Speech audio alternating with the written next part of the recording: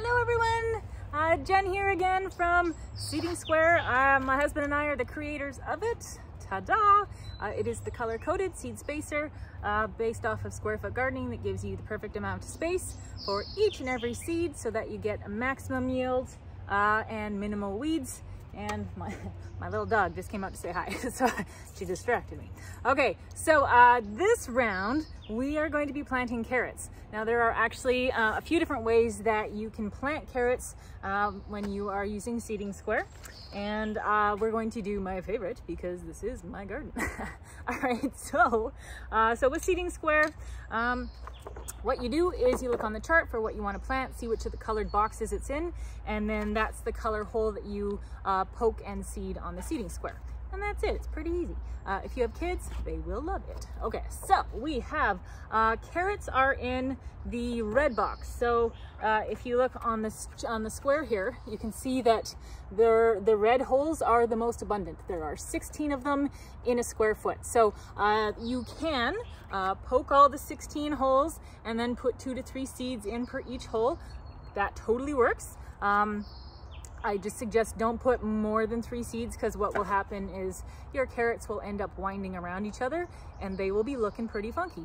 They will definitely be tasty, but you won't have a nice straight carrot at the end of the day. So my preferred way of doing it is to take the square, press it into the soil, poke your holes with your trusty dibber here. Now your dibber has your depth measurements and a spoon on top, so that's for scooping the seeds, that's for poking your holes to get the right depth. And then we also have this little funnel over here, and that lets you get when you scoop the seeds out of the package, put them through the funnel, and then they get into the hole without going everywhere. Again, great for kids, because then your seeds go where they're supposed to. All right, so what you do here, you've got your, oh, that didn't turn out very well. Oh, awesome. I always try and do this in one take. We're doing it anyway. All right, so you poke your red holes. Usually I have my soil a little bit more moist than this, so the holes will hold a little bit better, but this works perfectly fine too. Really, you're looking for the gist here. So you can see you've got your holes. So now what I do is I take my wand and I play connect the dots. So what you're doing is you're just creating nice little troughs for your carrot seeds. So there you go, nice little row like that. And then you just take your seeds, and let's do Yellowstone. So this is West Coast Seeds, is probably the most predominant seed company that I use, and that's because they're awesome. These guys send me a care package of seeds every year. They sell Seeding Square, and they send me these seeds, and I love it, and I use them, and they're really very good seeds. So if you don't have a seed company that you are quite fond of and you're willing to try something new, then West Coast Seeds is a good way to go. All right, so open the seeds. Da-da. Now carrots, it says they only need to go about 1/4 of an inch deep. So you're not burying these things here. You're just wanting them kind of just below the surface. So now with carrots, there's you can take carrots and add some sand to it, and then it just bulks up the amount of content that you're putting. Sorry, I got a rock digging into me here. Ouch. Okay, so it just bulks up the content so that you're not putting too many seeds in one spot. But in this particular case, what we're gonna do is just take it in the scoop. Now you can see here, I'm gonna see if you can show here. So you can see the scoop and you can see the seeds. They are so tiny. So like in this little scoop here, I probably have 20 some odd seeds. So what you do is you just lightly, oh so lightly, just tap your seeds into those nice little trenches that you just put in for yourself. Ooh, yeah, that's a good scoop. And in they go. Now, if you do end up getting more seeds than you want in the soil, don't stress about it, it's all good. So what happens is when they pop up, you're just gonna thin them. You just pull out the extras and give room for everyone. Or if you wanted to do that route with the sand, it works like a charm.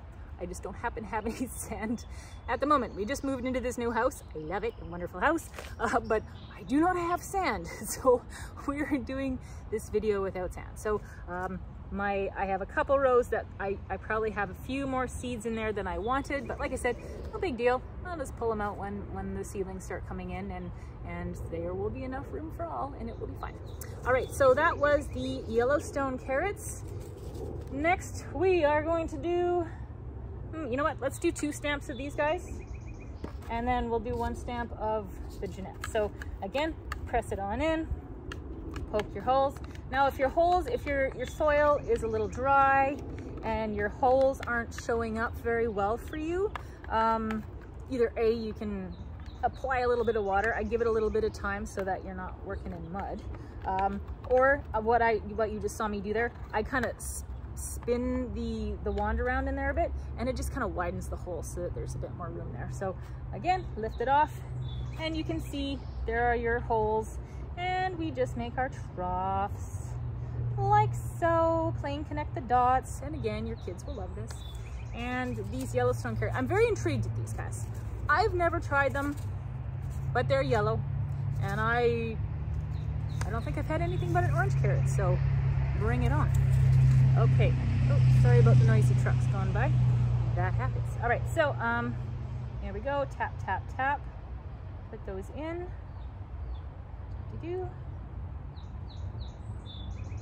Okay, so, sorry, I should probably talk. Okay, so you put these seeds in. Now, one thing that you're going to see here is you have this impression that's left in the soil after you press your square in, and that lets you line up your next step. So it just lets you have your whole garden get completely utilized. So every square inch, every square foot of space, you use it. And come harvest day, you will appreciate that. So again, we take our square, get rid of that little clump of dirt there, press it on in, and I always kind of really press it, make sure it's nice and flat. It does help if you get your soil prepared in advance, kind of get rid of those clumps and kind of get it nice and level. It will make your gardening process so much easier. This is good stuff, let me tell you. All right, take your wand, poke your holes, like usual. So we've got all carrots. You're gonna go with the red holes. And like I said, you can do 2 to 3 per hole, or you can do the trough method that I'm doing, or I'm sure there are other ways that people have come up with for planting carrots with seeding square. If you have a way that you've come up with, please share. The more tips, the better, because, you know, sharing is caring. So here's our wand again, do our troughs, like so. And now this time, all right, so let's turn that over here.